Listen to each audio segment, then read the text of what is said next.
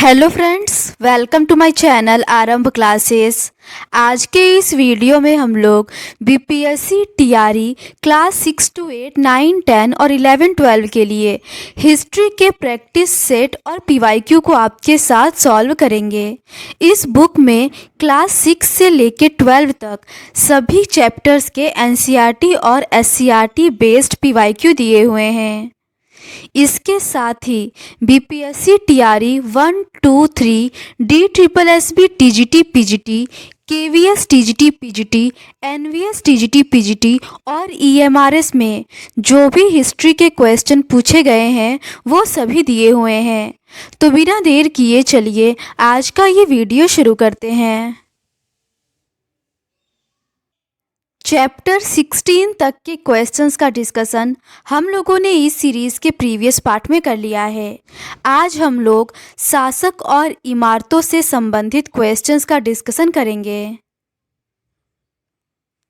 First question है, चित्तौड़ का अमूल्य स्तंभ किसने बनवाया? इसका सही आंसर है ऑप्शन ए, राणा कुंभा ने। चित्तौड़ के अमूल्य स्तंभ, जिसे कीर्ति स्तंभ कहते हैं, का निर्माण महाराणा कुंभा ने विजय स्तंभ के रूप में करवाया था। उन्होंने मालवा के सुल्तान महमूद शाह खिलजी पर विजय प्राप्त करने के उपलक्ष्य में इसे बनवाया था। अगला प्रश्न है, नीचे दी गई इमारतों को उनके कालानुक्रम के आधार पर लिखिए। पहला है आगरा का किला, दूसरा है ताजमहल, तीसरा है फतेहपुर सिकरी और चौथा है कुतुब मीनार। इनमें से सही संकेतों को चुनिए। इसका सही आंसर है ऑप्शन डी, सबसे पहले कुतुब मीनार, उसके बाद फतेहपुर सिकरी, उसके बाद ताजमहल और सबसे अंत में आगरा का किला आएगा। कुतुब मीनार कुतुबुद्दीन ऐबक ने 13वीं सदी में बनवाया था। फतेहपुर सिकरी अकबर ने 16वीं सदी ईस्वी में बनवाया था। ताजमहल शाहजहां ने 17वीं सदी ईस्वी में और आगरा का किला शाहजहां ने 17वीं सदी ईस्वी में बनवाया था। अगला प्रश्न है, वास्तुकला की भारत फारसी शैली डैश के तहत विकसित हुई। इसका सही आंसर है ऑप्शन ए, अकबर। अकबर के समय वास्तुकला की भारत फारसी शैली का विकास हुआ। मुगल काल में ही नीली टाइल्स तथा ग्लेज का उपयोग किया जाता है, न कि प्रारंभिक सल्तनत वास्तुकला में।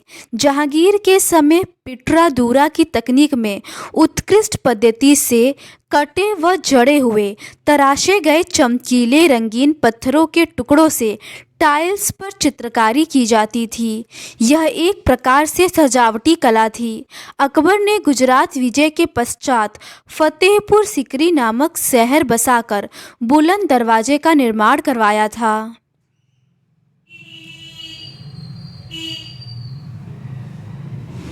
फतेहपुर सिकरी में निर्मित सभी स्मारकों को 2 भागों में विभाजित किया गया था। यहाँ से प्राप्त भवनों में पंचमहल, अनूप तलाव, सलीम चिश्ती की दरगाह, दीवान खास आदि प्रमुख है। अकबर की मृत्यु के पश्चात जहांगीर ने सिकंदरा में बौद्ध शैली में उनका मकबरा बनवाया था। किला कोहना मस्जिद दिल्ली में स्थित है। अगला प्रश्न है, फतेहपुर सिकरी में निम्नलिखित में से क्या स्थित नहीं है? इसका सही आंसर है ऑप्शन सी, किला कोहना मस्जिद। ये फतेहपुर सिकरी में स्थित नहीं है, जबकि बुलंद दरवाजा, अनूप तलाव और पंचमहल फतेहपुर सिकरी में स्थित है। अगला प्रश्न है, फतेहपुर सिकरी के सभी स्मारकों को डैश भागों में विभाजित किया जा सकता है। इसका सही आंसर है ऑप्शन ए, 2 भागों में। अगला प्रश्न है, प्रारंभिक सल्तनत वास्तुकला के विषय में निम्नलिखित में से क्या सत्य नहीं है? इसका सही आंसर है ऑप्शन डी, भारतीय फारसी शैली के निशान और नीली टाइल्स और ग्लेज का उपयोग दोनों ये सही नहीं है। अगला प्रश्न है, आगरा के निकट सिकंदरा में किस मुगल शासक का मकबरा है? इसका सही आंसर है ऑप्शन सी, अकबर का। अगला प्रश्न है, किस शासक ने अपने शासनकाल के अंत में पिटरादूरा की तकनीक को लोकप्रिय बनाया? इसका सही आंसर है ऑप्शन सी, जहांगीर ने। मुगल शासक जहांगीर ने अपने शासन के अंत में पिटरादूरा तकनीक को लोकप्रिय बनाया था। शाहजहां ने लाल किले में निर्मित मयूर सिंहासन के पीछे पिटरादूरा के जड़ाऊ की एक श्रृंखला बनवाई, जिसमें पौराणिक यूनानी देवता आर्फियस को वीणा बजाते हुए चिन्हित किया गया था। जहांगीर के समय चित्रकला का विकास अधिक हुआ तथा शाहजहां के समय स्थापत्य कला का स्वर्ण युग था। शाहजहां ने ताजमहल, आगरा का किला, लाल किला के दीवाने आम में मयूर सिंहासन एवं जामा मस्जिद जैसे भव्य इमारतों का निर्माण करवाया था।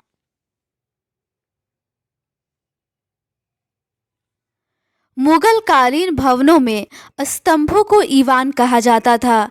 इसके अतिरिक्त मुगल शासकों ने सार्वजनिक हित में सरायों, तालाबों, कुओं आदि का निर्माण व्यापक स्तर पर करवाया था। अगला प्रश्न है, निम्नलिखित में से कौन लाल किले का वास्तुकार है? इसका सही आंसर है ऑप्शन डी, उस्ताद अहमद लाहौरी। अगला प्रश्न है, दुनिया के नामी मयूर सिंहासन को इनमें से किस मुगल इमारत में रखा गया है? इसका सही आंसर है ऑप्शन डी, लाल किले के दीवाने आम में। अगला प्रश्न है, मुगल वास्तुशिल्प परिभाषा में ईवान एक डैश है। इसका सही आंसर है ऑप्शन डी, स्तंभ निर्माण।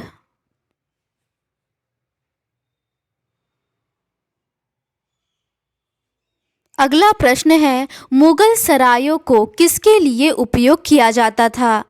इसका सही आंसर है ऑप्शन बी, यात्रियों के आवास के लिए। अगला प्रश्न है, महाबलीपुरम में एक विशाल चट्टान की सतह पर एक प्रसिद्ध मूर्तिकला क्या दर्शाती है? इसका सही आंसर है ऑप्शन डी, उपर्युक्त में से एक से अधिक। महाबलीपुरम के मंदिरों का निर्माण एक विशाल पर्वत को काटकर पल्लव राजा नरसिंह वर्मन प्रथम ने करवाया था। यहाँ से प्राप्त मूर्तिकला में स्वर्ग से गंगा नदी का अवतरण, अर्जुन हथियार प्राप्त करने के लिए नदी तट पर तपस्या करते हुए कावेरी नदी का अवतरण, पंचरथ आदि प्रमुख हैं। पहला, दूसरा और तीसरा तीनों ही कथन सही है।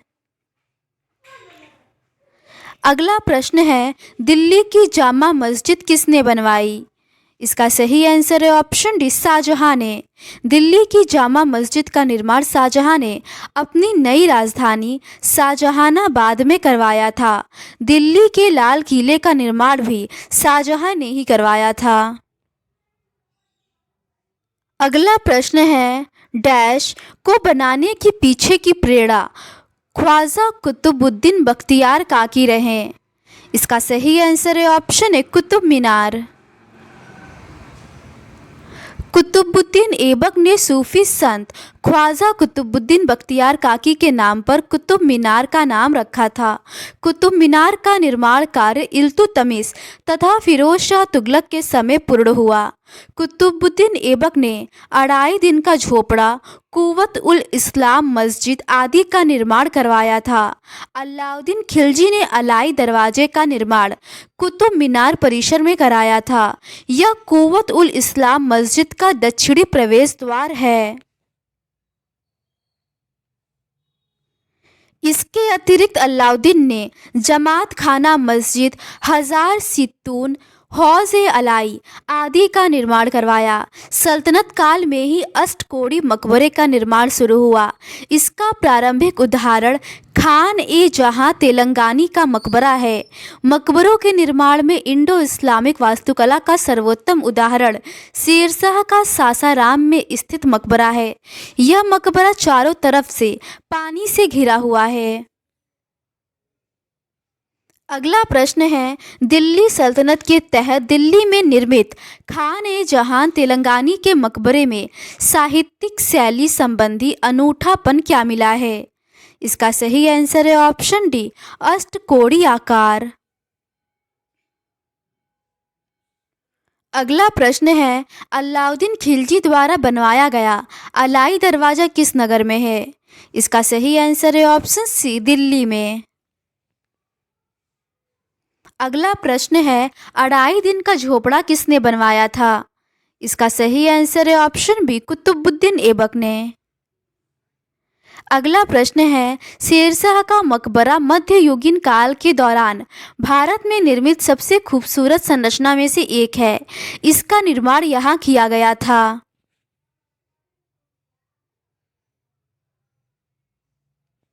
इसका सही आंसर है ऑप्शन बी, सासाराम में।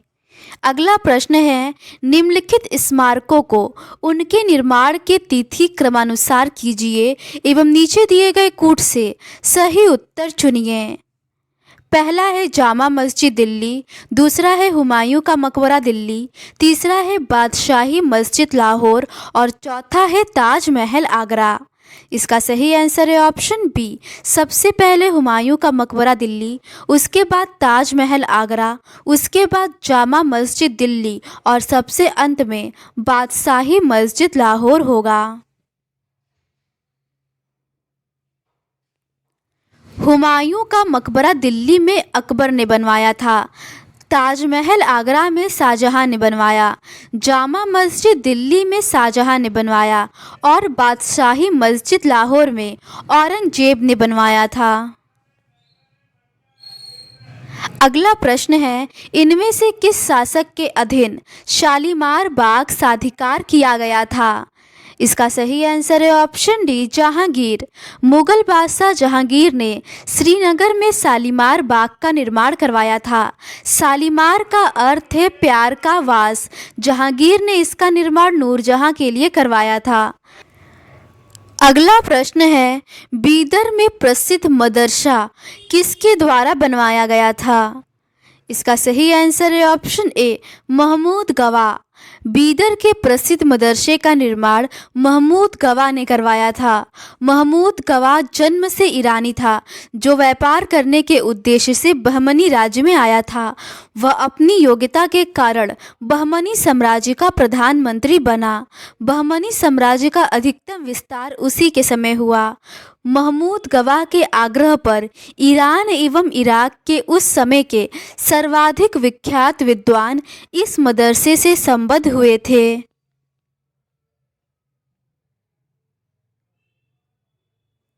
आगे के प्रश्न जनजातियां, खाना बदोश और एक जगह बसे हुए समूह से संबंधित है। पहला प्रश्न है, पशुपालन निर्भर अर्थव्यवस्था डैश में महत्वपूर्ण थी। इसका सही आंसर है ऑप्शन सी, खाना बदोशों और किसानों के बीच विनिमय और राजनीतिक बातचीत के कुछ प्रतिरूप निर्धारित करने के लिए। पशुपालन निर्भर अर्थव्यवस्था खाना बदोशों और किसानों के बीच विनिमय और राजनीतिक बातचीत के कुछ प्रतिरूप निर्धारित करने में महत्वपूर्ण थी। खाना बदोश चरवाहे अपने जानवरों के साथ दूर दूर तक घूमते थे। उनका जीवन दूध और अन्य पशुचारी उत्पादों पर निर्भर था। वे खेतिहर गृहस्थों से अनाज, कपड़े, बर्तन और ऐसी ही चीज़ों के लिए ऊन, घी इत्यादि का विनिमय भी करते थे। कुछ खाना बदोश अपने जानवरों पर सामानों की ढुलाई भी करते थे। मध्य एशिया खाना बदोशी संस्कृति पर ओवेन लट्टीमोर ने विस्तार में लिखा है। अमेरिकी इतिहासकार विलियम मैकनील ने 1000 ईस्वी से 1500 ईस्वी तक आंतरिक एशियाई खाना बदोशों को विश्व इतिहास के केंद्र में रखा था। अगला प्रश्न है, मध्य एशियाई की खाना बदोश संस्कृति पर किस लेखक ने लिखा है? इसका सही आंसर है ऑप्शन डी, ओवेन लट्टीमोर। अगला प्रश्न है, कौन से विद्वान ने 1000 ईस्वी से 1500 ईस्वी तक आंतरिक एशियाई खाना बदोशों को विश्व इतिहास के केंद्र में रखा था? इसका सही आंसर है ऑप्शन ए, विलियम मैकनील ने।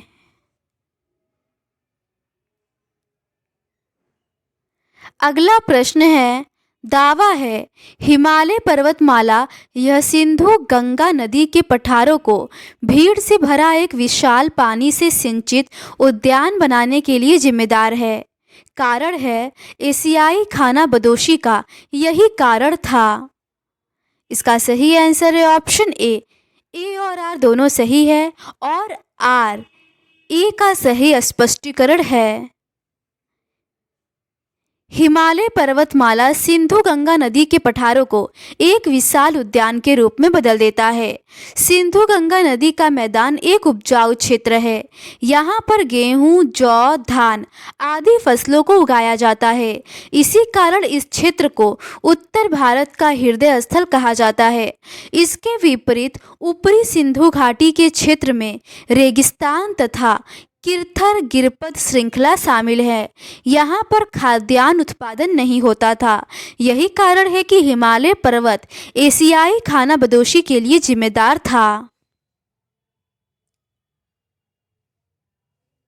अगला प्रश्न है, निम्नलिखित में से किस जनजाति की उत्पत्ति यूनान के दक्षिणी चीनी प्रांत में हुई थी? इसका सही आंसर है ऑप्शन डी, अहोम। अहोम जनजाति की उत्पत्ति यूनान के दक्षिणी चीनी प्रांत में हुई थी। ये लोग ताई वंश से संबंधित थे और म्यांमार से आकर 13वीं सदी में ब्रह्मपुत्र की घाटियों में बस गए और धीरे धीरे अपना आधिपत्य 6 सदियों तक जमाए रखा। 16वीं सदी के दौरान उन्होंने चुटियों और कोचहाजों के राज्यों को अपने राज्य में मिला लिया। 1824 ईस्वी में प्रथम बर्मा युद्ध में इनके क्षेत्र से ब्रिटिश सैनिकों ने बर्मियों को बाहर निकाला था। बाद में इन लोगों ने अंग्रेजों से परेशान होकर विद्रोह कर दिया था। 1660 तक इन्होंने बारूद एवं तोपों का निर्माण कर लिया था। अगला प्रश्न है, मंगोल साम्राज्य के संदर्भ में यम क्या था?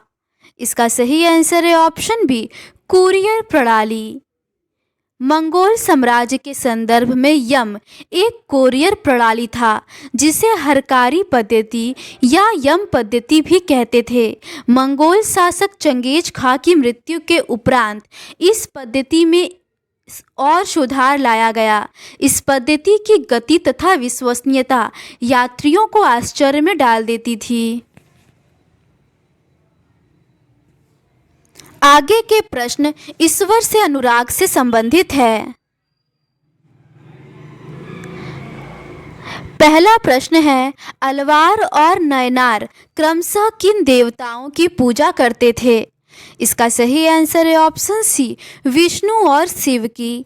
अलवार और नयनार क्रमशः विष्णु और शिव देवता की पूजा करते थे। प्रारंभिक भक्ति आंदोलन अलवारों और नयनारों के नेतृत्व में हुआ था। वे एक स्थान से दूसरे स्थान पर भ्रमण करते हुए तमिल से अपने इष्ट की स्तुति में भजन गाते थे। अगला प्रश्न है, संतों की जीवनी हेगियोग्राफी का मतलब है? इसका सही आंसर है ऑप्शन डी, उपर्युक्त में से एक से अधिक। संतों की जीवनी या हेगियोग्राफी किसी संत या धार्मिक नेता की जीवनी है। संत चरित्र संत की उपलब्धियों का गुणगान करते हैं जो तथ्यात्मक रूप से पूरी तरह सत्य नहीं होते हैं। यह इसलिए महत्वपूर्ण है कि हमें उस परंपरा के अनुयायियों के विश्वासों के बारे में बताते हैं। ए और सी दोनों ही सही है।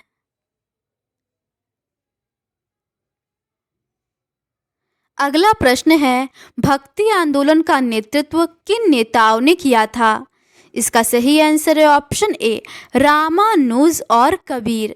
भक्ति आंदोलन का नेतृत्व रामानुज, कबीर, रामानंद, चैतन्य, नामदेव, तुकाराम आदि विभिन्न संतों ने किया था। रामानुज 11वीं शताब्दी में तमिलनाडु में पैदा हुए थे। वे अलवार संतों से सर्वाधिक प्रभावित थे। इनके आध्यात्मिक गुरु यादव प्रकाश थे तथा इनके भक्ति आंदोलन का संस्थापक माना जाता है। इन्हें भक्ति आंदोलन का संस्थापक माना जाता है। इन्होंने विशिष्ट द्वैत का सिद्धांत प्रतिपादित किया, जिसके अनुसार आत्मा परमात्मा से जुड़ने के बाद भी अपनी अलग सत्ता बनाए रखती है। 13वीं से 17वीं शताब्दी के मध्य महाराष्ट्र में संत ज्ञानेश्वर, नामदेव, एकनाथ और तुकाराम एवं सखुबाई जैसी स्त्रियों ने भक्ति आंदोलन का विस्तार किया। इन भक्ति संतों में से नामदेव इस्लाम धर्म के सिद्धांतों से अधिक प्रभावित थे। उत्तर प्रदेश एवं बंगाल में संत चैतन्य ने कृष्ण भक्ति को आगे बढ़ाया और कहा जाता है कि उन्होंने वृंदावन को पुनः बसाया था। संत रामानंद ने उत्तर भारत में राम भक्ति आंदोलन का विस्तार किया था। उनके शिष्यों में कबीरदास, रेदास, पीपा आदि प्रमुख हैं। इन संत कवियों ने सभी प्रकार के कर्मकांडों, पवित्रता के ढोंगों और जन्म पर आधारित सामाजिक अंतरों का विरोध किया। उन्होंने संन्यास के विचार को त्याग कर कर्म के सिद्धांत को अपनाया था। अगला प्रश्न है, रामानुज के आध्यात्मिक शिक्षक कौन थे? इसका सही आंसर है ऑप्शन ए, यादव प्रकाश। अगला प्रश्न है, रामानंद और कबीर कौन थे? इसका सही आंसर है ऑप्शन बी, भक्ति संत। अगला प्रश्न है, इनमें से एक भक्ति आंदोलन के अग्रणी जो इस्लाम से बहुत ही प्रभावित थे। इसका सही आंसर है ऑप्शन बी, नामदेव। अगला प्रश्न है, किसे भक्ति आंदोलन का संस्थापक माना जाता है? इसका सही आंसर है ऑप्शन डी, रामानुजाचार्य। अगला प्रश्न है, निम्नलिखित वैष्णव विभूतियों को तिथि क्रमानुसार व्यवस्थित करें। पहला है नाथ मुनि, दूसरा है रामानुजाचार्य, तीसरा है वल्लभाचार्य और चौथा है वेदांत देशिक।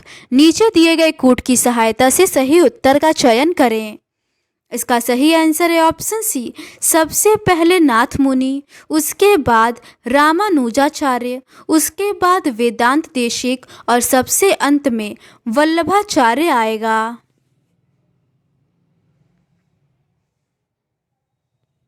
नाथ मुनि का संबंध 824 ईस्वी से है, रामानुजाचार्य का संबंध 1017 ईस्वी से, वेदांत देशिक का संबंध 1269 ईस्वी से और वल्लभाचार्य का संबंध 1479 ईस्वी से है।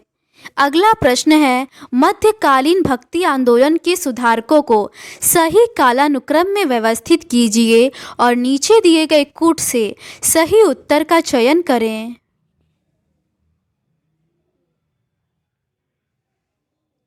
पहला है नामदेव, दूसरा है वल्लभाचार्य, तीसरा है रामानंद और चौथा है कबीर। इसका सही आंसर इन चारों ही ऑप्शंस में नहीं दिया गया है। रामानंद उत्तरी भारत के पहले महान भक्त संत थे। वे भक्ति आंदोलन को दक्षिण से उत्तर भारत लाए। उनके शिष्य कबीर ने इस भक्ति को लोगों के बीच प्रचारित किया। वल्लभाचार्य वैष्णव धर्म के कृष्ण मार्गी शाखा के महान संत थे। नामदेव महाराष्ट्र भक्ति आंदोलन के महत्वपूर्ण संत थे। जन्म तिथि के आधार पर इनका सही क्रम इस प्रकार है: नामदेव, रामानंद, कबीर और वल्लभाचार्य। अगला प्रश्न है, निम्नलिखित में से किन विद्वान संतों ने संस्कृत भाषा में रचना की? पहला है रामानुज, दूसरा है माधव, तीसरा है वल्लभ और चौथा है ज्ञानेश्वर। नीचे दिए गए कूट की सहायता से सही उत्तर का चयन करें। इसका सही आंसर है ऑप्शन ए, पहला, दूसरा और तीसरा, रामानुज, माधव और वल्लभ। रामानुजाचार्य, माधवाचार्य और वल्लभाचार्य ने अपनी रचना संस्कृत भाषा में की, जबकि ज्ञानेश्वर ने मराठी भाषा में अपनी रचना की। जैसे भावार्थ दीपिका मराठी भाषा में लिखा गया ग्रंथ है। रामानुज ने वेदांत सार, वेदार्थ संग्रह, वेदांत द्वीप, ब्रह्मसूत्र भाष्य ग्रंथ लिखा जो संस्कृत में है। वल्लभाचार्य ने संस्कृत में 17 ग्रंथों की रचना की। इन्होंने पूर्व मीमांसा, भाष्य सुबोधिनी व सिद्धांत रहस्य पुस्तक को संस्कृत में लिखा। इसी प्रकार माधवाचार्य ने भी संस्कृत का प्रयोग अपने रचना लेखन में किया था। अगला प्रश्न है, योग सूत्रों का श्रेय जाता है। इसका सही आंसर है ऑप्शन सी, पतंजलि को। योग सूत्र का श्रेय पतंजलि को दिया जाता है। योग को आधुनिक साहित्यिक स्वरूप प्रदान करने का श्रेय महर्षि पतंजलि को है, जिन्होंने लगभग 147 ईसा पूर्व में योग सूत्र की रचना की। पतंजलि ने योग सूत्र में 8 तत्वों का वर्णन किया है, जिन्हें अष्टपद कहा गया है। योग सूत्र पर व्यास ने एक भाष्य लिखा है, जिसे योग भाष्य कहा जाता है। अगला प्रश्न है, निम्नलिखित में से किसने दादू के भजनों और कविताओं, जिन्हें बानी कहते हैं, को संकलित किया? पहला है तीला जाट, दूसरा है मोहन दफ्तरी, तीसरा है रज्जब दास और चौथा है सुंदर दास दी यंगर। नीचे दिए गए कूट से सही उत्तर का चयन करें। इसका सही आंसर है ऑप्शन बी, पहला, दूसरा, तीसरा और चौथा सभी। दादू दयाल के भजनों और कविताओं, जिन्हें बानी कहा जाता है, को तीला जाट, मोहन दफ्तरी, रज्जब दास, सुंदर दास दी यंगर ने संकलित किया था। दादू के अनुरोध पर उनके शिष्यों ने विभिन्न संप्रदायों की अनेक भक्ति रचनाओं को संकलित किया। दादू के उपदेश दादू राम की वाणी में संकलित है। रज्जब ने कहा था कि यह संसार वेद है, यह सृष्टि कुरान है। अगला प्रश्न है, मथुरा क्षेत्र में वल्लभ संप्रदाय के बारे में निम्नलिखित में से कौन सा कथन सही नहीं है? इसका सही आंसर है ऑप्शन बी, वल्लभ ने गोकुल में एक केंद्र की स्थापना की, जहां उन्होंने अष्टछाप के नाम से प्रसिद्ध गायकों और कवियों का एक एकत्र किया। ये गलत है। वल्लभाचार्य की मृत्यु के बाद उनके पुत्र विट्ठलनाथ ने कृष्ण भक्ति को लोकप्रिय बनाया। विट्ठलनाथ ने अष्टछाप की स्थापना की थी। विट्ठलनाथ ने वल्लभ संप्रदाय में राधा को प्रमुखता प्रदान की, जबकि वल्लभाचार्य ने राधा की प्रायः उपेक्षा की थी। वल्लभाचार्य ने गोवर्धन पर्वत पर श्रीनाथ मंदिर की स्थापना की थी। अगला प्रश्न है, इनमें से कौन उलटबासी रचनाओं के लिए प्रसिद्ध है? इसका सही आंसर है ऑप्शन सी, कबीरदास। कबीरदास की रचनाएं अनेक भाषाओं और बोलियों में मिलती है। इनमें से कुछ निर्गुण कवियों की खास बोली संत भाषा में है। कुछ रचनाएं जिन्हें उलटबासी के नाम से जाना जाता है, इस प्रकार से लिखी गई है कि उनके रोजमर्रा के अर्थ को उलट दिया गया। अगला प्रश्न है, इनमें से कौन सगुण मार्गी भक्ति संत नहीं है? इसका सही आंसर है ऑप्शन ए, कबीर। अगला प्रश्न है, निम्न में से किस सिख गुरु ने दक्षिण व कश्मीर की यात्रा की? इसका सही आंसर है ऑप्शन ए, गुरु नानक ने। गुरु नानक ने दक्षिण में केरल एवं तमिलनाडु के तटीय इलाकों से होते हुए श्रीलंका की पैदल यात्रा की थी। नानक ने हिमाचल प्रदेश, तिब्बत होते हुए लेह, लद्दाख, कश्मीर, अफगानिस्तान की भी यात्राएं की थी। गुरु नानक का जन्म तलवंडी में हुआ था। उन्होंने करतारपुर में अपना केंद्र स्थापित किया तथा एक नियमित उपासना पद्धति अपनाई। इन्होंने लंगर व्यवस्था की स्थापना की।